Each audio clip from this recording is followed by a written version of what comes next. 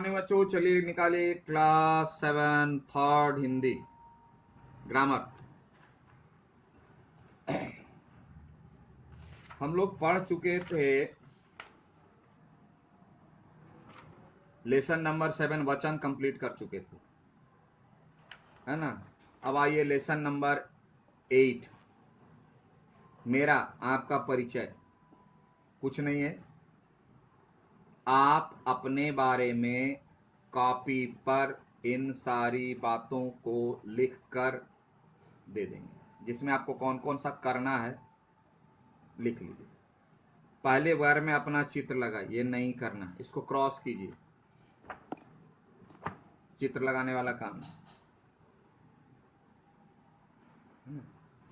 दूसरे तीसरे वर्ग जो है, वर्ग मतलब पॉइंट 1 2 3 4 ऐसे कर लीजिए। पहले वर्ग में, दूसरे वर्ग में, तीसरे वर्ग में, इसको नहीं बल्कि 1 2 3 4 पॉइंट कर लीजिए, है ना। और उसमें आपको लिखना क्या, नंबर 1 लिखना है, ये नंबर 2 ये लिखना है, नंबर 3 ये लिखना है, ऐसे करके लिखेंगे। चित्र नहीं लगाना है। अपना नाम लिखना है, नंबर 1 अपना नाम लिख देना है। फिर नंबर 2 अपने माता पिता का नाम, और उसके पहले श्री श्रीमती अवश्य लिखें। उसके बाद भाई बहन का 5वां, एक नंबर आपको नहीं करना है, हम बता रहे हैं। 5वां ठीक है, 6ठा भी ठीक है, स्कूल का नाम। 7 अपनी अपनी राशि, ये नहीं लिखना है, आपको पता नहीं होगा। 7वां नंबर नहीं लिखना है। 8वां लिखना है, 9वां लिखना है, 10वां लिखना है, 11वां लिखना है, 12वां लिखना है, 13वां लिखना है,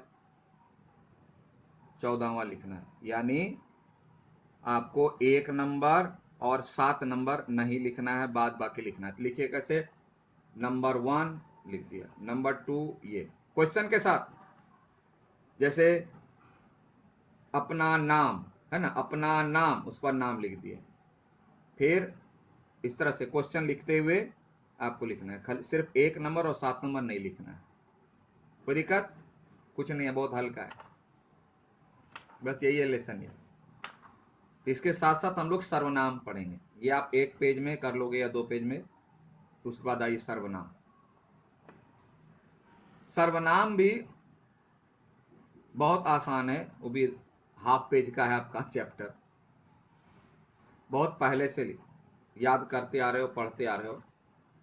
लेकिन मैं आपको एक बात याद दिला दूं कि आप लोग लिखते का जे संगार जाएगाय बॉसे, उसको बैठाना नहीं है। हिंदी का नेचर अलग है, बांग्ला का नेचर अलग है, सभी भाषाओं का नेचर अलग होता है। ध्यान से कान खोल के सुन लो, है ना। यहां जो दिया हुआ इसको याद कर लेना, नहीं पूछा। जिन शब्दों का प्रयोग, यानी यहां उपयोग लिखना। सब बुक में प्रयोग प्रयोग प्रयोग है। प्रयोग का मतलब होता है एक्सपेरिमेंट, जिसे किसी परिणाम के लिए, रिजल्ट के लिए हम ट्राई करते हैं कि यह सही है या नहीं है ना। तो यह कहलाता है प्रयोग, एक्सपेरिमेंट। तो यहाँ कोई एक्सपेरिमेंट हम कर नहीं रहे। उपयोग यानी यूज करना, खाने के लिए, लिखने के लिए, जिसका उपभोग करते हैं, कंज्यूम करते हैं, कोई काम करने के लिए जिसका यूज करते हैं, व्यवहार करते हैं। तो यहाँ उपयोग लिखना ज्यादा बेहतर, ऐसे लिखोगे तो भी तो ठीक है। जिन शब्दों का उपयोग संज्ञा के स्थान पर किया जाता है उन्हें सर्वनाम करते हैं। सब वही है, लेकिन इसमें एक चीज आपको जोड़ लेना है, जो मैं अभी बता रहा, कि कम से कम एक सर्वनाम के भेद को आप समझ लीजिए। एक भेद, पुरुषवाचक सर्वनाम, क्योंकि यह आवश्यक है। बुक में नहीं, आप लिख लो पुरुषवाचक सर्वनाम। ये पुरुषवाचक सर्वनाम के 3 भेद होते हैं। यहीं तक पढ़ेंगे आप लोग थर्ड लैंग्वेज। तो पहले चलिए पुरुषवाचक सर्वनाम कहते किसे, इसे सुन लीजिए। तो पुरुष का अर्थ मेल नहीं लेना है, पुरुष का अर्थ होता है पर्सन, व्यक्ति, व्यक्ति में कोई है, मेल आए फीमेल आए दोनों। अब क्यों कि हम लोग पढ़े हैं भाषा क्या है, एक माध्यम है। इस माध्यम से हम अपने भाव और विचार को अभिव्यक्त करते हैं। तो भाव और विचार को अभिव्यक्त हम करेंगे यानी हम बोलेंगे,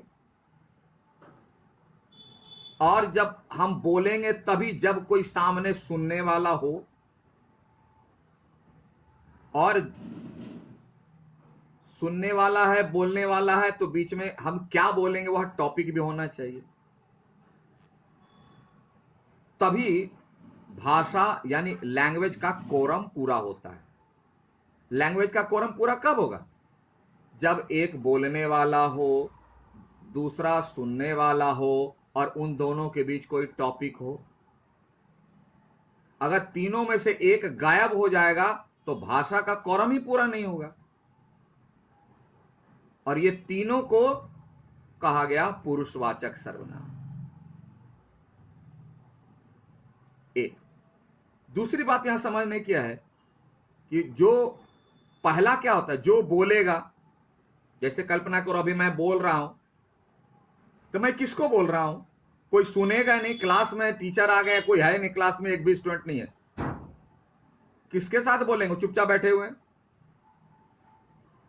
मान लीजिए आप लोग क्लास में फुल हो बैठे हुए और टीचर ही नहीं है, तो सुनोगे किसकी? बोला दोस्त, दोस्त का भी क्लास नहीं ना, क्लास लेने का राइट दोस्त को नहीं, टीचर को आना चाहिए, टीचर ही नहीं है तो भी कुछ नहीं चलेगा।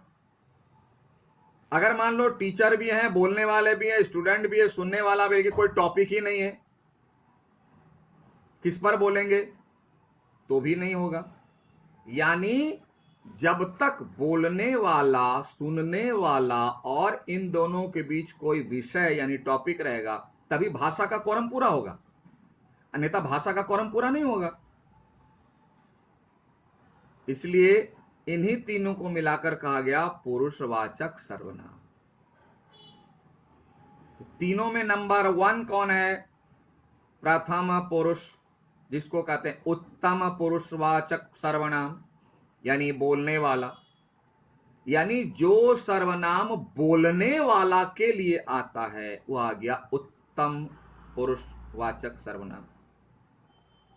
जो सुनने वाले के लिए आया उसको कहते हैं मध्यम पुरुषवाचक सर्वनाम। लिख लो। और जो इन दोनों के बीच जो टॉपिक चलेगा उसको कहते हैं अन्य पुरुष। उत्तम पुरुष, मध्यम पुरुष, अन्य पुरुष।